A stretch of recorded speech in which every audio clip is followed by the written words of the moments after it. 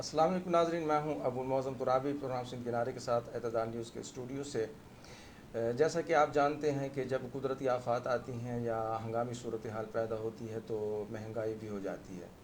اور مہنگائی کی کچھ وجوہات جو ہنگامی صورتحال ہوتی ہے، کچھ خود ساختہ مہنگائی ہوتی ہے، لیکن اس کے ساتھ ساتھ طلب اور رسد میں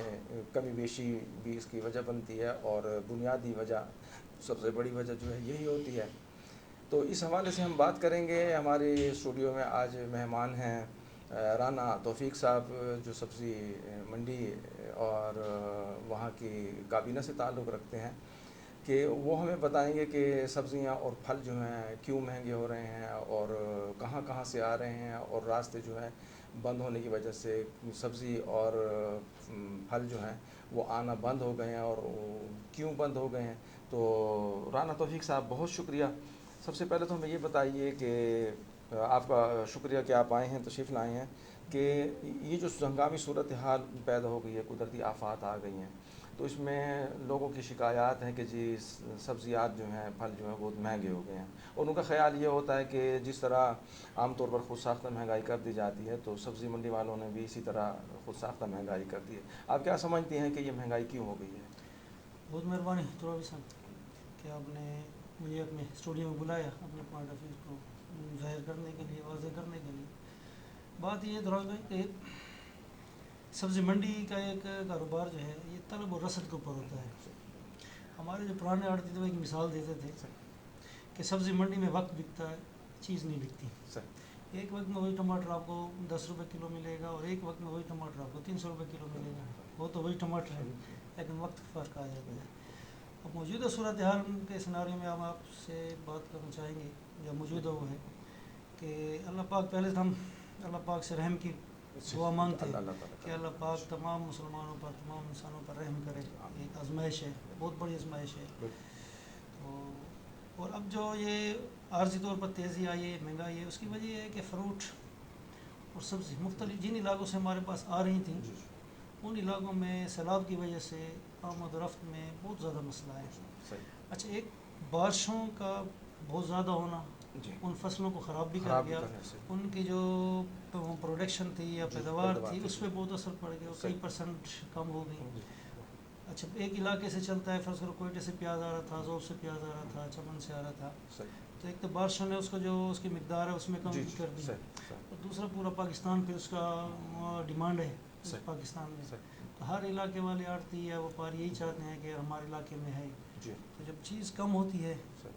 اور ڈیمانڈ زیادہ ہوتی ہے تو آٹومیٹیکلی ہماری پرائسز اوپر چلی جاتی ہیں۔ تو یہ سب سے بڑا مسئلہ یہ ہے کہ ایک تو ہمارا یہ بلوچستان سے راستہ بالکل منقطع ہو گیا ہے، پشاور والی سائڈ سے ہمارا سارا راستہ بند ہو گیا ہے، ایک صرف ہمارا ایک پنجاب جو ہے وہ کھلا ہوا ہے، ڈیرہ دریا خان پل والا راستہ۔ اچھا، اب عجیب سی صورتحال یہ ہو گئی ہے اس موقع پر کہ ہماری جتنی فصلیں تھیں، سبزیات یا فروٹ جو ہمیں سپلائی کر رہی تھی، وہ ہمارے 3 صوبے کو کر رہے تھے، صوبہ پشاور، بلوچستان، مطلب کے پی کے بلائی علاقوں سے بھی اور بلوچستان سے بھی، اور پنجاب سے ہمیں صرف ایک ادھر سے ایک آلو جو اسٹور میں ہے، جو ایک سیف اس میں پڑا ہوا ہے، وہ ہمیں صرف آلو یہاں سپلائی آ رہی ہے۔ باقی تمام چیزیں تقریباً ہماری کوئٹہ سے اور یہ اوپر بڑا علاقوں سے آ رہی ہیں، افغانستان سے آ رہی ہیں۔ اچھا، بلوچستان میں تو جو کچھ گوداموں میں تھا وہ بھی، پیاز اگر گوداموں میں تھے یا کچھ چیزیں جو تھی وہ بھی تباہ ہو گئی، خراب ہو گئی۔ تو بھائی اصل میں آپ کو بتا دوں کہ صرف ایک آلو ایک ایسی چیز ہے جو سیزن کے اندر استعمال بھی ہوتا ہے، اور آنے والے وقت کے لیے سب یہ وقت ہے رکھا بھی جاتا ہے، 6 مہینے 8 مہینے کے لیے وہ اسٹور میں رکھا جاتا ہے۔ باقی جو بھی سبزی ہے، پیاز ہے یا جو چیز بھی ہے، ایک یہ تھوڑا سیب رکھا جاتا ہے اسٹوروں میں، لیکن اسٹور سیب اس وقت رکھا جاتا ہے اینڈ وہ فصل اس کی تو آمد ہے نا، اب اسٹور میں نہیں ہے یہ، ابھی تازہ فصل آ رہی ہے۔ تو پیاز کبھی بھی اسٹور نہیں ہوتی،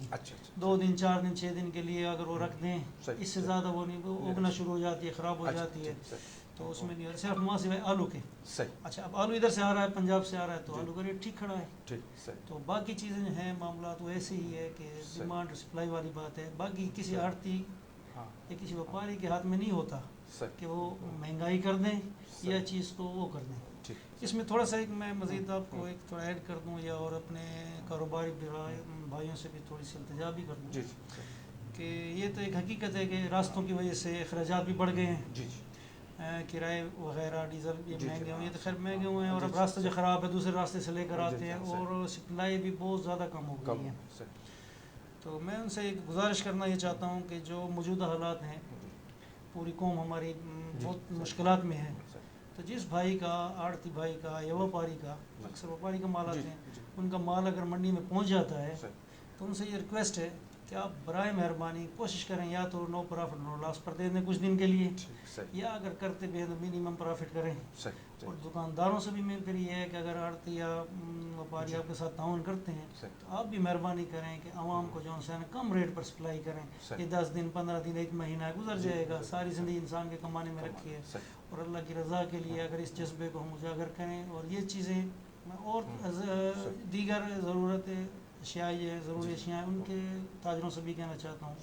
کہ 1 مہینے کے لیے، 10 دن کے لیے، 20 دن کے لیے جتنی ہے تو کم از کم یا تو پرافٹ کم کر دیں یا نو پرافٹ نو لاس پر اللہ کی رضا کے لیے کاروبار کر دیں، اللہ سے کاروبار کر دیں، انشاءاللہ بہت برکت ہوگی۔ آپ کا بہت بہت شکریہ رانا توفیق صاحب۔ ناظرین، رانا توفیق نے بہت خوبصورت بات کی ہے کہ جو لوگ حیثیت رکھتے ہیں، اگر وہ نو پرافٹ نو لاس پہ عوام کو اشیاء فراہم کر دیں تو تھوڑی قیمت پہ عوام کو جو ہے سہولت مل جائے گی، اور جو لوگ یہ حیثیت نہیں رکھتے اور ان کی اتنی طاقت قوت نہیں ہے، تو اگر وہ کم سے کم پرافٹ پہ، کم سے کم منافع پہ اگر چیزیں عوام کو فراہم کر دیں تو یہ بھی ان کی نیکی ہوگی، اور اس کے ساتھ وہ بے شک اللہ و رسول کے لیے یہ بھی سوچ کر اپنا مال جو ہے نو پرافٹ نو لاس پہ یا کم منافع پہ دے سکتے ہیں کہ جو متاثرین ہیں یا جو عوام ہیں ان کے لیے ایک جو صدقہ خیرات یا ان کی مدد و معاونت کے لیے جو کچھ رقوم نکالنی ہے تو وہ اس طرح نکال سکتے ہیں۔ اسی کے ساتھ ابو المعظم ترابی کو اجازت دیجیے، اللہ حافظ۔